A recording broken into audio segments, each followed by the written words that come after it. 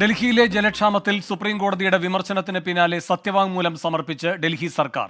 Tanker mafia ഹരിയാനയിൽ നിന്നാണ് ഡൽഹിയിലേക്ക് പ്രവേശിക്കുന്നത് എന്ന് സർക്കാർ കോടതിയിൽ. ജലം പാഴാക്കുന്നത് തടയാൻ സ്വീകരിച്ച നടപടികൾ അറിയിക്കാൻ കോടതി ഇന്നലെ സർക്കാരിനോട് നിർദ്ദേശിച്ചിരുന്നു. ആർ അച്യുതൻ ഡൽഹിയിൽ നിന്ന് കൂടുതൽ വിവരങ്ങളുമായി ചേരുന്നു. അച്യുതൻ, എന്തൊക്കെയാണ് ഡൽഹി സർക്കാർ കോടതിയെ അറിയിച്ചിരിക്കുന്നത്? വേണു, ഹരിയാനയിൽ നിന്നും അധിക ജലം ലഭിക്കുവാൻ വേണ്ടി നൽകിയ ഹർജിയിലാണ് ഇന്നലെ സുപ്രീം കോടതിയുടെ വിമർശനം ഡൽഹി സർക്കാരിന് നേരെ ഉണ്ടായത്. അതിൽ സുപ്രീം കോടതി പ്രധാനമായും ചൂണ്ടിക്കാട്ടിയ വിഷയം ഈ ടാങ്കർ മാഫിയക്കെതിരെ ഡൽഹി സർക്കാർ എന്ത് നടപടി സ്വീകരിച്ചു എന്നായിരുന്നു.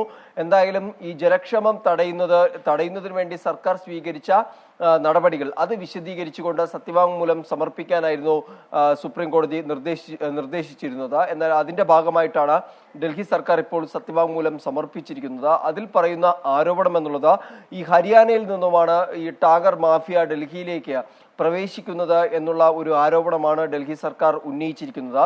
നിലവിൽ ഹർജി ഇപ്പോൾ സുപ്രീം കോടതി പരിഗണിച്ചു കൊണ്ടിരിക്കുകയാണ്. അതിൽ ഡൽഹി സർക്കാരിന് വേണ്ടി ഹാജരായ അഭിഭാഷകൻ അഭിഷേക് സിംഗ്വി ചൂണ്ടിക്കാട്ടിയത് ജലക്ഷാമം തടയുന്നതിന് വേണ്ടിയിട്ടുള്ള എല്ലാ നടപടികളും അത് മുൻകൂട്ടി തന്നെ ഡൽഹി സർക്കാർ സ്വീകരിച്ചിരുന്നു എന്നതടക്കമുള്ള കാര്യങ്ങൾ ഇപ്പോൾ വാദമായി ഉന്നയിക്കുന്നുണ്ട്. എന്തായാലും ഹർജി ഇപ്പോൾ നിലവിൽ പരിഗണിച്ചു കൊണ്ടിരിക്കുകയാണ്.